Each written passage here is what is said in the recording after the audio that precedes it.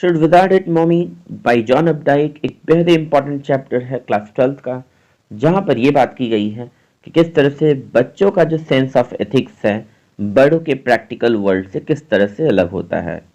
Should wizard it mommy title का मतलब होता है क्या विजार्ड को मम्मी को पीटना चाहिए था, और विजार्ड का मतलब होता है जादूगर। यहाँ मेरा एक छोटा सा सवाल है दोस्त, क्या आप मुझे विजार्ड का फेमिनिन जेंडर पता करके बता सकते हो, यानी कि जादूगरनी को इंग्लिश में क्या कहते हैं? कमेंट बॉक्स में जरूर बताओ। और चलिए विदाउट डिले शुरू करते हैं इस चैप्टर को समझना। मेरा नाम है शिशिर और आप देख रहे हैं इंग्लिश पेज। ये एक स्टोरी है बाप और बेटी के बीच की। देखिए यहाँ पर बताते हैं राइटर शुरू में ही, in the evening and first Saturday naps like today's Jack told his daughter Jo a story out of his head.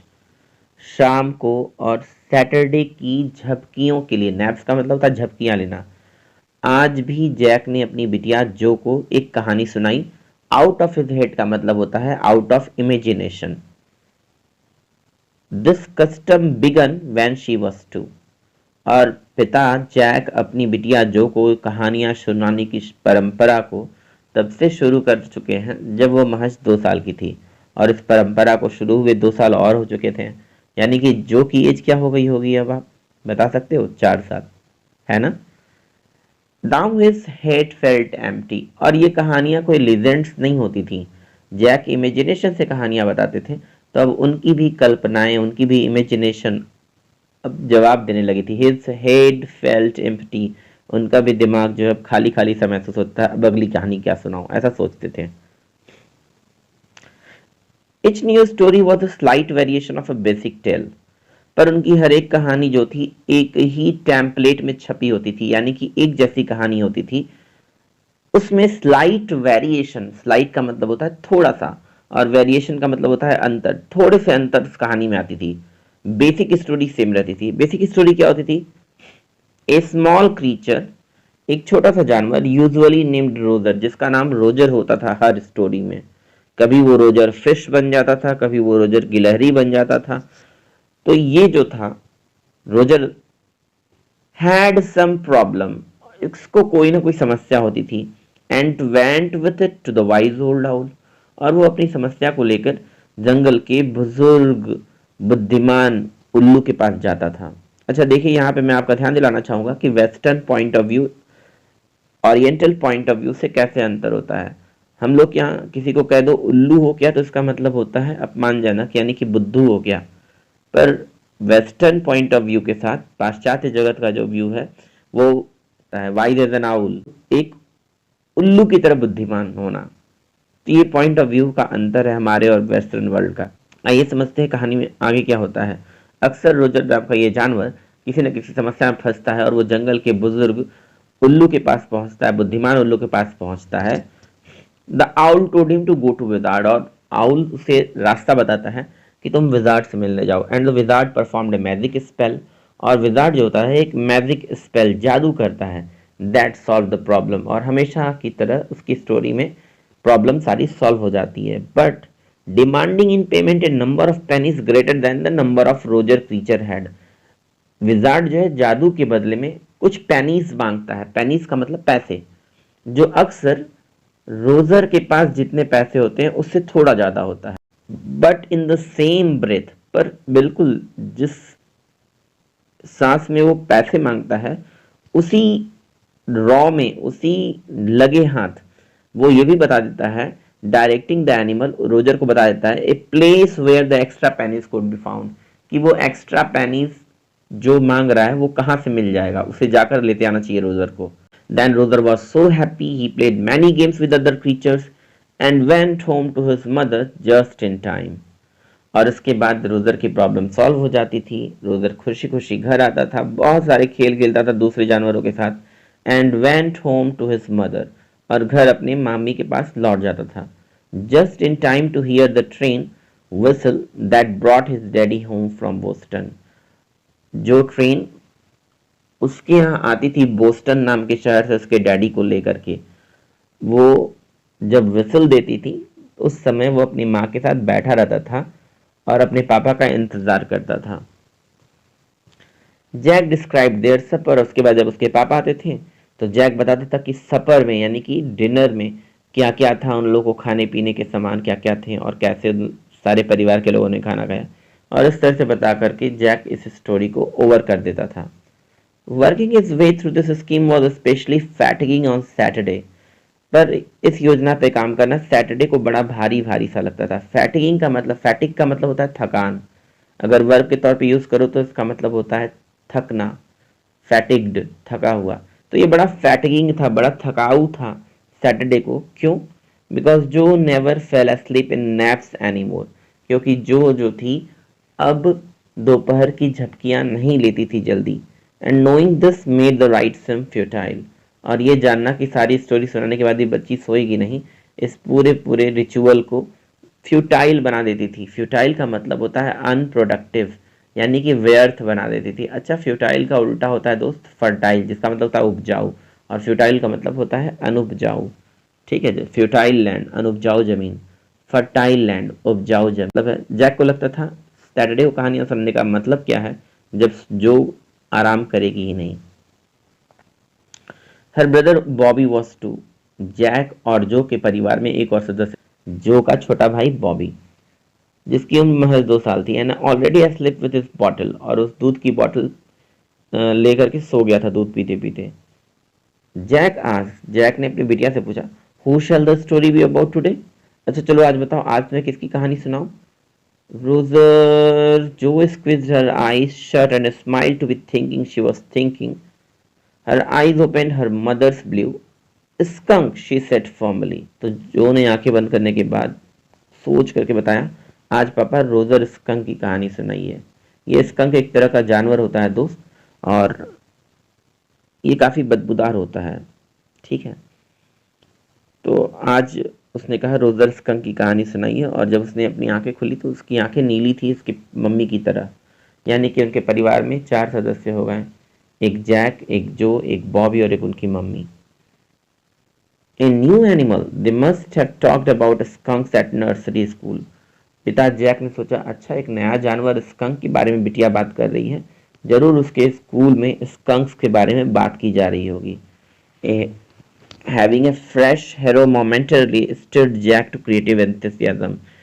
इस हीरो के बारे में, नए हीरो के बारे में जान करके जैक के अंदर भी एक एंथुसियाज्म आ गया, एक जोश आ गया, चलो आज एक नई कहानी बनाता हूँ क्रिएटिव तरीके से।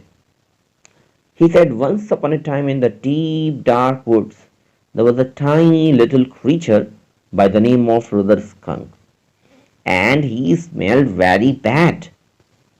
Yes, जो सेड। तो पिता ने बताया बच्ची को कि एक समय की बात है, घने जंगल में एक छोटा सा क्रीचर रहता था जिसका नाम था रोजर स्कंक, और वो बहुत बुरा महकता था। बच्ची ने बोला, अच्छा। फादर ने कंटिन्यूड किया स्टोरी को, he smelled so bad that none of the other little woodland creatures would play with him. वो तो इतना बुरा महकता था जो कि उसके साथ जंगल का कोई भी जानवर नहीं खेलना चाहता था। जो looked at him solemnly, she hadn't foreseen this. जो अपने पिता को बहुत गंभीरता से देख रही थी, उसे स्टोरी में ये चीज होगी उसे पता नहीं थी। Whenever he would go out to play, Jack continued with jest, remembering certain humiliation of his own childhood. All other tiny animals would cry, oh, here comes Roser Stinky Skunk, and they would run away, and Roser Skunk would stand there all alone, and 2 little round tears would fall from his eyes. जब भी वो खेलने जाता था तो सारे जानवर, सारे छोटे छोटे जानवर चिल्लाने लगते थे, ओहो ये देखो यहाँ आ गया रोजर, बदबूदार स्कंक आ चुका है। और यह कहकर सबके सब भाग उठते थे, और बेचारा रोजर अकेला वहां खड़ा रह जाता था, जिसकी आंखों से 2 बूंद आंसू के ढरक उठते थे। यहाँ पर जैक इस स्टोरी में अपने उस पर्सनल एक्सपीरियंस को मिक्स करना चाहते हैं जो उन्होंने चाइल्डहुड के दौरान ह्यूमिलिएशन के तौर पे फेस किया था। ह्यूमिलिएशन का मतलब होता है दोस्त, आपको एम्बैरेसिंग मोमेंट जब फेस करनी पड़ जाए, आपको लोग बुरा महसूस कराएं, दिस इज ह्यूमिलिएशन। तो जैक के साथ भी बचपन में कुछ ऐसा हुआ था कि उन्हें ह्यूमिलिएशन फेस करना पड़ा, और जैक ने अपने पर्सनल एक्सपीरियंस से उसी एलिमेंट को स्टोरी में डाला। अच्छा, ह्यूमिलिटी का क्या मतलब होता है? ह्यूमिलिएशन का मतलब तो आप समझ गए, ह्यूमिलिटी, चलिए आगे देखते हैं। Want to see the owl? She asked in a high and faintly roughened voice. बच्ची कही, पापा कब वो जाएगा, उस उल्लू के पास जाएगा नहीं मदद मांगने? He was telling her something true, something she must know, and had no wish to hurry on. Father Jack जो थे अपनी बच्ची को अब रियलिटी से फेस कराना चाह रहे थे कि रियल लाइफ में ह्यूमिलिएशन भी फेस करना पड़ता है इंसान को, और इसलिए ये बड़े धैर्य से वो कहानी सुनना चाहते थे। But downstairs a chair scraped, पर इसी बीच में नीचे वाले कमरे में किसी कुर्सी को खड़काने या सरकाने की आवाज आई। And he realise he must go down to help clear paint the living room woodwork, और उन्हें याद आया, उन्होंने महसूस किया कि नीचे वाले कमरे में उनकी वाइफ क्लियर लिविंग रूम के वुडवर्क, जो भी लकड़ी के फर्नीचर है या फ्लोर है, उसको पेंट कर रही होंगी, उसमें उन्हें जाकर मदद करना चाहिए। और इसलिए अब उन्होंने कहानी को जल्दी ही बताना सोचा, बता ही दूं। Well, he walked along very sadly and came to a very big tree, and in the tip top of the tree was an enormous wise old owl. हाँ ठीक है, तो वो रोजर स्कंक दुखी मन से एक बड़े से पेड़ के पास पहुंचा, जिसके टिप टॉप पर, जिसके शिखर पर, जिसके सबसे ऊंचे ऊंचे वाले हिस्से पर एक एनॉर्मस, एनॉर्मस का मतलब बिग, वाइज आउल रहते थे। Mister owl, all other little animal, mister owl, all other little animal run away from me, I smell so bad. और उस स्कंक ने कहा आउल से जाकर के कि मिस्टर आउल देखिए ना, मैं इतना बुरा महकता हूँ, सारे जानवर मुझसे दूर भागते हैं। वेरी बैड, सच बात है, बहुत बुरे महकते हो। But what can I do for you, पर मैं आपके लिए कर क्या सकता हूँ? रोजर स्कंक अपनी बात करके बहुत तेज तेज रोने लगता है। द विजार्ड, जो shouted and set up right, जो ने चिल्लाना शुरू कर दिया, हाँ हाँ पापा, अब वो विजार्ड के पास भेजेगा, विजार्ड के पास भेजेगा। Now Jo, daddy is telling the story, do you want to tell daddy the story? Father ने कहा, सुनो जो, तुम मुझे कहानी सुना रही हो या मैं तुम्हें कहानी सुना रहा हूं? मैं कहानी सुना रहा हूं ना। तो उसने कहा, नो यू मी, आप मुझे सुना रहे हो। Then lie down and be sleepy, तो लेटे रहो और चुपचाप कहानी को सुनने के साथ साथ सोने की कोशिश भी करो। Well the owl thought and thought, at last he said, why don't you go and see the wizard? अंत में उस बूढ़े उल्लू ने सोचते सोचते जवाब दिया, तुम्हें तो एक विजार्ड मदद कर सकता है, तुम विजार्ड से क्यों नहीं मिलते? Daddy, what are magic spells real? तभी बच्ची ने पूछा, पापा ये जादू वादू क्या सच में एग्जिस्ट करता है? जादू जैसी कोई चीज होती है? This was a new phase, just this last month, a reality phase. Jack ने सोचा मन में, अब बच्ची के विकास का एक नया दौर शुरू हुआ है, एक नई अवस्था आ रही है, रियलिटी फेज, जहां पे वो कल्पनाओं और वास्तविकता के बीच के अंतर को समझ रही है। When he told her spiders eat bugs, she turned to her mother and asked, "Do they really?" जब पहली बार जैक ने जो को बताया कि स्पाइडर्स जो होते हैं बग्स को, कीड़ों को खाते हैं, तो उसने अपनी मम्मी से पूछा, "Do they really?" सच में खाते हैं क्या? And when Claire told her God was in the sky and all around them, she turned to her father and insisted with a sly yet eager smile, "Is he really?" जब पहली बार उसकी mummy clear ने बताया कि भगवान आसमान में रहते हैं और हमारे चारों तरफ रहते हैं, तो वो अपने पापा से पूछ रही थी, सच्ची में रहते हैं क्या पापा? तो एक रियलिटी फेज था। बच्चा अब शुरुआती दौर में जो कहो सब मान लेता है, पर धीरे धीरे बड़ा होता है तो वो सत्य और कल्पनाओं के बीच के अंतर को महसूस कर। तो उसने पूछा कि क्या सच में जादू वादू होता है? They are real in the stories, Jack answered curtly. Jack ने गुस्से में कहा, हाँ कहानियों में बिल्कुल होता है सच, magic वैजिक। The owl said, "Go through the dark woods under an apple tree into the swamp over the creek." तो उल्लू ने रास्ता बताना शुरू किया उस विजार्ड के घर का कि तुम डार्क वुड से होते हुए एप्पल ट्री के नीचे जो स्वैम्प्स हैं, दलदल हैं, उनसे आगे बढ़ोगे, फिर एक क्रीक को पार करोगे, तभी बच्ची ने पूछा व्हाट इज अ क्रीक, पापा क्रीक क्या होती है? तो उन्होंने कहा अ लिटिल रिवर को क्रीक बोलते हैं।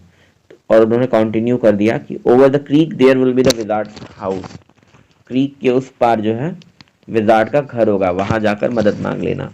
और इस तरीके से रोजर स्कंक वहां पहुंच जाता है एक लिटिल व्हाइट हाउस के सामने and rapped on the door, और दरवाजे को लगातार खटखटाता। Jack rapped on the window sill, Jack ने नॉक की ये इम्पैक्ट को क्रिएट करने के लिए, साउंड इफेक्ट क्रिएट करने के लिए क्या किया कि खिड़कियों पे नॉक करके बजा दिया। और उसके बाद little tiny old man came out with a long white beard and A pointed blue hat and said A what is this, what you want, you smell awful. एक टाइनी लिटिल ओल्ड मैन बाहर आया, छोटा सा बूढ़ा आदमी बाहर आया जिसके लॉन्ग वाइट बियर्ड थे, बड़े बड़े सफेद दाढ़ी थी और एक पॉइंटेड हैट थी उसकी ब्लू कलर की। उसने पूछा कौन है तुम, क्या चाहते हो, किससे मिलना है, तुम तो बहुत बदबूदार हो जी।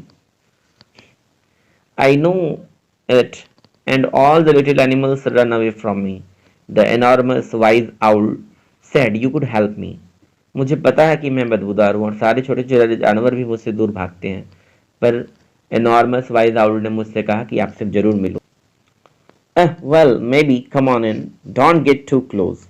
हाँ शायद मैं कर सकता हूँ तुम्हारी मदद, चलो अंदर आओ, पर मेरे करीब मत आना, दूर से खड़े रहना बदबूदार। नाउ इनसाइड जो there were all the magic things all jumbled together in a big dusty heap because the wizard didn't have any cleaning lady. पिता ने बताया कि बेटा जब वो अंदर गए ना तो अंदर सारे जादू का सामान इधर उधर बिखरा पड़ा हुआ था और डस्ट का हीप बन चुका था, एक ढेर बन चुकी थी धूल धक्कड़ की, कमरे के अंदर चीजें बिखरी पड़ी थी क्योंकि उस विजार्ड के यहाँ कोई क्लीनिंग लेडी नहीं थी। जैसे तुम्हारी मम्मी यहाँ पर है साफ सफाई भी कर देती हैं, तो बेचारे विजार्ड के पास कोई नहीं था। तो बिटिया ने पूछा क्यों नहीं था, क्यों वहां पर कोई, वाई क्यों, बिकॉज ही वॉज विजार्ड। अरे भाई वो विजार्ड था and a very old man, बहुत बूढ़ा आदमी था, उसकी कहाँ पत्नी होती, कौन क्लीनिंग लेडी उनके यहाँ रहती। विल ही डाई, बहुत बूढ़ा था पापा, वो मर जाएगा। तो फादर ने बोला नो विजार्ड्स डोंट डाई, नहीं विजार्ड्स मरते नहीं है। What do you want to smell like, wizard ने पूछा चलो बताओ कैसे महकना चाहते हो। स्कंक ने बोला रोजेस, मैं गुलाब की तरह महकना चाहता हूँ। And all of sudden he whispered the whole inside of wizard's house was full of smell of roses. और इसके बाद उसने जादू किया और विजार्ड जो था जादू जब करता है उसके बाद स्कंक बिल्कुल फूलों की तरह, गुलाब की तरह महकने लगता है। Roger fish cried and all the Wizards said in a very cranky voice that will be 7 pennies। और उसके बाद रोजर फिश खुशी के मारे चिल्ला उठता है और तभी विजार्ड कहते हैं ठीक है 7 पैनी मुझे वापस दो इसके बदले में।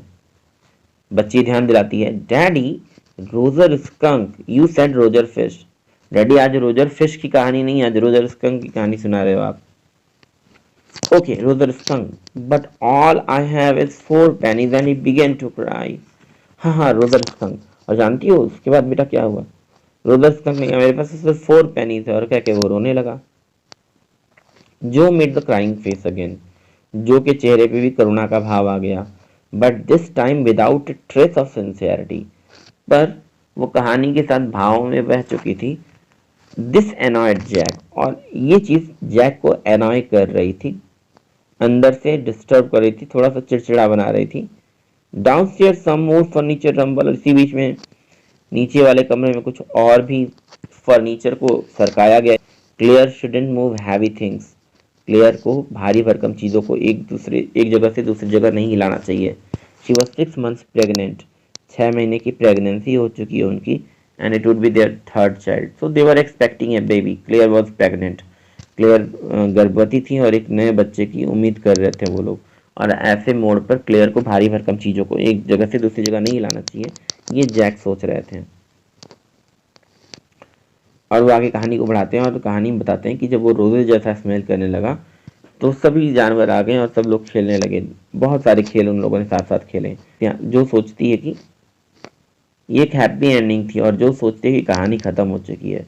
Jack didn't like women when they took anything for granted, Jack यहाँ पर स्टोरी में बताते हैं कि जैक को अच्छा नहीं लगता जब कभी महिलाएं किसी भी बात को टेकन फॉर ग्रांटेड ले लेती हैं कि हो गया, काम खत्म हो गया। He like them apprehensive hanging on his word. वो चाहते हैं जब वो कुछ कहें तो जो हो या उनकी मदर क्लेयर हो उनकी बातों को ध्यान से सुने। तो कहानी में एक बार फिर से अटेंशन ग्रैब करने के लिए जैक बोलते हैं, नाउ जो आर यू लिसनिंग, जो कहानी सुन रही हो? यस। अभी इस बीच बीच में सोच रहे आगे क्या कहानी बताऊं, because this is very interesting. Roger skunk's mummy said, क्योंकि आगे की कहानी बड़ी इंटरेस्टिंग है बेटा। जैक साहब ने कहानी को आगे बढ़ाया, हालांकि वो सोच रहे थे आगे क्या कहानी बताऊं। तो उन्होंने कहा जब वो रोजर स्कंक घर गया तो उनकी मम्मी ने बोला, what is this awful smell, क्या अजीब सा महक रहा है, बदबूदार सा। It is me mommy, I smell like roses. तो रोजर स्कंक ने अपनी मम्मी से कहा, मम्मी मम्मी मैं महक रहा हूँ, गुलाबों की तरह महक रहा हूँ। Who made you smell like that, क्या तुम्हें ऐसा किसने बना दिया? तो रोजर ने बोला, विजार्ड ने बना दिया। Well of all the nerves you come with me and we are going right back to that very awful wizard. उसने कहा, अच्छा तुरंत चलो, अभी चलती हूँ उससे मिलने में। कैसे उसकी हिम्मत होगी मेरे बेटे को बदलने की। But mummy all the little animal run away and, Roger skunk ने कहा, मम्मी मम्मी आप चले जाएंगी फिर मेरा वही बैड स्मेल आएगा और सारे के सारे जानवर मुझसे दूर भाग जाएंगे। आई डोंट केयर, मम्मी ने बोला, मुझे नहीं परवाह इस बात की। You smell the way a little skunk should have, तुम्हें वैसा ही महकना होगा जैसा एक रोजर स्कंक को महकना चाहिए। And I am going to take you right back to that wizard, और भी उस विजार्ड से मिलती हूँ मैं। And she took an umbrella and went back to wizard and hit the wizard right over the head. और वो छाता लेकर के विजार्ड के पास गई और विजार्ड से मिलने का एक सर पे दे मारी छाते से। चेंजर स्मेल, चलो मेरे बेटे का स्मेल को बदलो। Then the wizard hit her on the head and did not change the little skunk back. बिटिया ने कहा जो ने कहा, अच्छा तब तो विजार्ड ने उल्टे उस छाते से मम्मी को ही मार दिया और कहा होगा कि मैं नहीं बदलूंगा इसके स्मेल को। फादर ने बोला, नो ऐसा नहीं है। उसने कहा, ओके ठीक है मैं बदल दूंगा। एंड उसके बाद उसने फिर से जादू किया and Roger skunk didn't smell like roses any more. अब रोजर स्कंक की खुशबू नहीं आती थी, एक बार फिर से वो बैड स्मेल होने लगा उसके शरीर में। और जब वो घर पहुंचे तो चूचू ट्रेन उनके फादर को लेकर आती है बोस्टन से फैमिली डिनर कर। When Rother skunk was in bed, Mommy skunk came up, hugged him and said it smelled like her little baby skunk again. और उसके बाद जब रोजर स्कंक बेड में जाता है तो उसकी मम्मी आती हैं, उसको प्यार करती हैं और कहती हैं, अब मेरा बाबू बिल्कुल वैसे ही बदबू दे रहा है जैसे उसे देना चाहिए। और इस तरह से कहानी खत्म होती है। But daddy, then did the other little animals run away? पर पापा क्या तब बाकी सारे दोस्त उससे दूर हो गए? देखो ये पीयर प्रेशर का कॉन्सेप्ट है, यहाँ पीयर प्रेशर की बात की जाए। टीन एज में ये पीयर प्रेशर का इशू ज्यादा होता है, जो कि अपेक्षाओं का दबाव आप पे होता है। अगर उसने इस तरह के बाल कटवाए तो मैं भी कटवा लूँ, उसने अगर ये चीज ली है तो कम से कम मेरे पास भी होना चाहिए। ये पीयर प्रेशर है ना। रोदर स्कंक को अपनी स्मेल बदलवाने की क्यों जरूरत थी? क्योंकि बाकी सभी जानवरों के साथ वो घुलना मिलना चाह रहा था। तो यहाँ पीयर प्रेशर की बात भी की जा रही है। और पूछती है बच्ची की, तब तो सारे जानवर भाग गए होंगे। फादर बोलते हैं, no, because eventually they got used to the way he was and didn't mind it at all. Father ने बोला, नहीं नहीं कोई नहीं भागा, बल्कि उन लोग को इवेंचुअली रोजर स्कंक को उसी तरह एक्सेप्ट करना पड़ा जैसा वो था। और अब रोजर स्कंक भी इस बात पे ध्यान नहीं देता था कि उसके शरीर से बदबू आती थी। That was a stupid mommy, कितनी बुरी माँ थी, बिल्कुल बुद्धू मम्मी थी। इतना अच्छा गुलाबों की तरह महक रहा था बेटा, उसको फिर से बदबूदार बनवा दिया। फादर ने बोला, no she was not a stupid mummy, बिल्कुल नहीं, वो एक बुद्धिमान मम्मी थी, बेवकूफ नहीं थी। बच्ची ने सोचा, daddy is defending his own mother to her, और समथिंग इज ऑड। लग रहा है पापा ना सोच रहे हैं कि मैं कहीं दादी माँ को तो नहीं बोल रही हूँ, कि दादी माँ के लिए तो नहीं सोच लिया कि बुद्धू मम्मी, या कुछ ऐसा अजीब सा। फादर ने बोला, now I want to put your big heavy head in the pillow and have a good long nap. अब ऐसा है, चुपचाप सो जाओ तकिए पे सर रख करके। Tomorrow I want you to tell me the story that wizard took that magic wand and hit the mommy right over her head.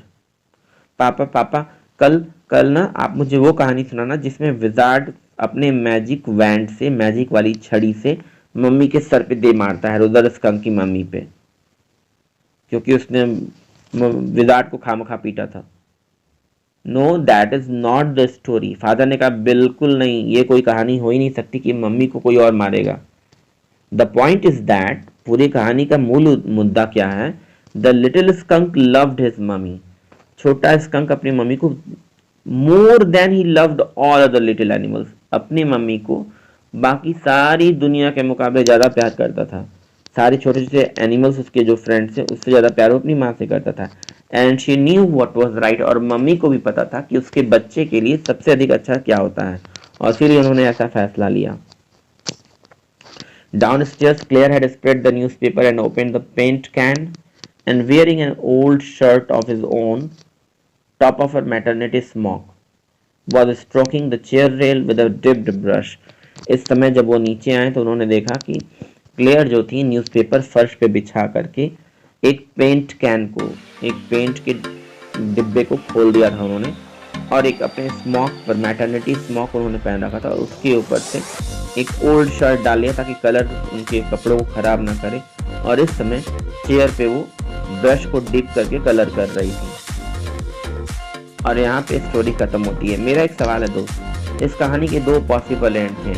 जब मदर रोजर स्कंक की पहुँचती हैं और वो उसको दे मारती हैं एक छड़ी, और साथ साथ उसकी स्मेल को बदलवा देती हैं, जबकि एक पॉइंट ऑफ व्यू था जो का कि ऐसा नहीं होता है, बल्कि मम्मी को ही बल्कि मम्मी को ही मैजिक वैंड से वो पीट देते हैं मैजिशियन। जो का पॉइंट ऑफ व्यू ये था कि जब अच्छी स्मेल थी तो स्मेल बदलने की क्या जरूरत थी, और उल्टे इस वजह से विजार्ड ही मम्मी को दे मारते हैं एक मैजिक वैंड। आपका क्या मानना है, कहानी की दोनों एंड में से कौन सा एंड अच्छा है? एंड ए जो कि जैक अपनी बेटी को बता रही है, या एंड बी जो कि जो अपने पापा से उम्मीद कर रही हैं अगली स्टोरी में हो? आपका ऑप्शन ए है या बी? मुझे कमेंट बॉक्स में जरूर बताइएगा, इससे मुझे मालूम चलेगा आप किस स्टोरी के एंड को पसंद करते हैं। Thanks a lot for watching, take care and keep learning.